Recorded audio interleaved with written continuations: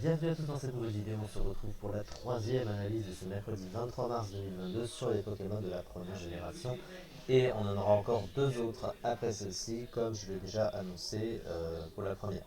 Le Pokémon qu'on fait logiquement à la suite des choses, c'est Aquaquack, qui est l'évolution de Psychoquack, qui est même un pseudo de Shen, puisque c'est une référence justement par rapport au Psychoquack. Ça venait de l'animé de la première génération il y a des années que je l'ai appelé comme ça par rapport au Psychoquack d'Ondine. Je le trouvais rigolo et je trouvais qu'il ressemblait un peu à ma personnalité, c'est pour ça que j'ai nommé ma chaîne pour lui faire honneur. Et il se trouve que le type O, avant l'apparition du type Acier en deuxième génération, c'était mon type préféré.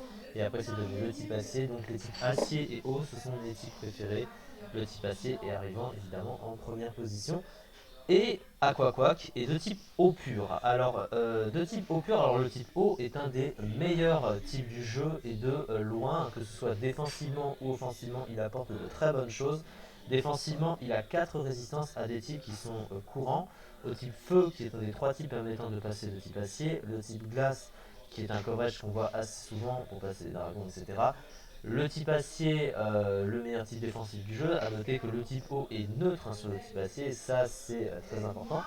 Le type eau lui-même, sachant que le type eau résiste à son propre stable offensivement aussi, qui est le type le plus répandu du jeu. Il a deux faiblesses, électrique et glace. Alors le type électrique c'est répandu. Le type lance c'est beaucoup plus rare, mais on va avoir dans certains move pools des attaques de type lance de coverage justement pour passer les types hauts. Donc ça amène un peu l'utilité du type lance qui de base est un mauvais type offensif. Toutefois, avoir un seul type stabé sur soi, c'est un peu limité. Surtout que le type O, il est quand même beaucoup résisté. 309 Pokémon dans le jeu avec les pré-évolutions, donc tous les types O ils résistent eux-mêmes globalement. Donc ça te limite, tu préfères toujours profiter d'un deuxième stab offensif, surtout pour pallier au type que le type O ne peut pas passer finalement. Donc un monotype en général c'est limité. Voilà, on préfère toujours un monotype. Au niveau des talents, il a 3 talents ce Pokémon. Le premier d'entre eux c'est Cloud9, donc c'est ciel gris en français, qui va tout simplement annuler les effets de la météo sur le terrain. Alors c'est pas vraiment adapté pour un Pokémon de type eau parce qu'en général tu préfères profiter de genre de la rain avec un type eau, mais annuler un climat à côté, je pense pas que ce soit très utile, à part si c'est pour annuler le climat de l'adversaire, mais c'est très situationnel dans ce cas de figure. Donc si c'est gris, il va pas vraiment avoir d'utilité à s'en servir. Moiteur qui immunise aux attaques explosives, explosion, missile explosion, mind blown, self-destruct et même des talents genre boom final. Bon, c'est très situationnel parce qu'il y a très rarement des cas où tu vas avoir besoin de ce talent clairement. Swift Swim Glissade par contre c'est beaucoup plus intéressant, mais ça dépend uniquement de l'arène puisque sous la pluie, ça double la vitesse du Pokémon.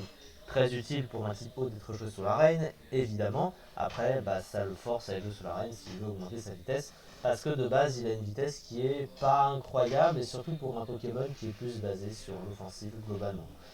On va parler un petit peu des statistiques. Les statistiques d'Aquaquack, dans l'ensemble, elles sont pas géniales et on retrouve encore, et malheureusement, un peu l'idée de la première génération. La statistique qui ressort le plus chez Aquaquack, et je crois même qu'elle a augmenté, elle était plus faible avant, il me semble. Je vais juste regarder rapidement, et il a 95 en attaque spéciale et il avait 80, oui, je ne me trompe pas. Donc vous voyez, ça doit être la meilleure statistique Pokémon, c'est pas très fort, surtout par rapport aux Pokémon d'aujourd'hui qui tapent plus fort. Il a un bol qui est pas incroyable, alors qui est correct, correctissime quand même, mais bon, sans plus. 80 en PV, 78 en défense, 80 en SPDF, donc il tankera quelques attaques neutres, évidemment, mais pas tant que ça. Il a une vitesse qui, pour un Pokémon offensif, encore une fois, de 85, donc c'est pas incroyable, clairement.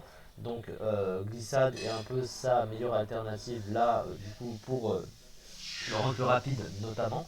Et 82 en attaque, mais ça, évidemment, on n'en parlera pas, puisque c'est trop faible. Pourtant, il a des options sur le physique aussi, ce Pokémon, mais il sera quasiment jamais vu comme ça. Donc au niveau du move pool, alors c'est un move pool qui ressemble à beaucoup de Pokémon de type eau en fait. Il a les classiques, donc il a Surf en stab offensif. Il a accès à l'ébullition, évidemment, qui a une chance de brûler l'adversaire, surtout que ça profite du stab en même temps, donc ça reste pas si mal que ça. Il a laser glace, psycho comme coverage. Il a également accès à Expo Force qui va lui permettre de passer les Pokémon de type acier. Il a Plénitude qui va lui permettre également de se booster. Donc des options qui sont très intéressantes. Mais le gros problème, c'est que il y a d'autres Pokémon de type eau. Les types eau sont très répandus et les stats de ce Pokémon comparé à d'autres sont vraiment pas bonnes. Elles sont vraiment assez moyennes.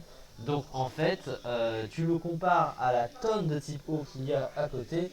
Il y en a tellement qui font mieux le taf que lui, certains qui ont surtout du double type, encore une fois l'utilité des doubles types en stratégie. Lui il est vraiment très très bas pour le coup. Une bonne attaque spéciale, une vitesse correcte, un type haut bon temps offensivement que défensivement, l'accès à glissade qui le rend très rapide sous la pluie, un move adapté à ce rôle.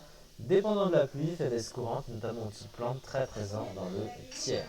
Ce Pokémon, il est très très bas, il est 169e du PU, 0,06% le mois dernier, donc voilà, il est mauvais.